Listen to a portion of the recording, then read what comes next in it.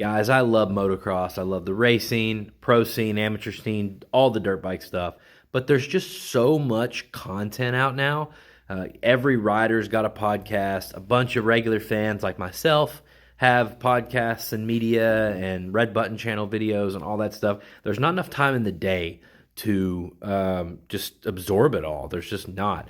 And I used to listen to Pulp MX a lot, and it's just, it's a 4 or 5 hour show with a lot of fluff, and I don't find myself getting through it as much as I used to.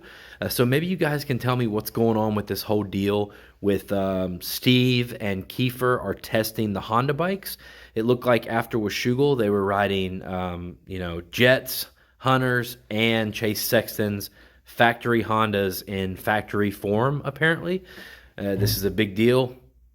Keefer tweeted about it shortly after. This is the first tweet I saw from him. All I can say is Jet's bike is unreal. So much to break down. Other people would comment back and said that, they can notice that it seems to be easier for Jet Lawrence to get around the track than Chase Sexton. So what's the difference between these two bikes? A few hours later, we got this tweet from Keefer that says, complete different feeling motorcycles are the 18 and 23. The 18 being Lawrence, the 23 being Sexton, obviously. Chad Loudermilk says, can tell that just by watching the bikes on the track. Now tell us what's different about them. Suspension settings are definitely not close to the same. Then people are asking which one's better and what's Chase's gripe. On this tweet, Ricky Carmichael even asks which one is better, and Keefer jokingly responds back with, it's an embargo. So apparently he's going to have a video up today or tonight telling us more, and then I'm sure they're going to talk about this on Pulp tonight and probably the rest of the week.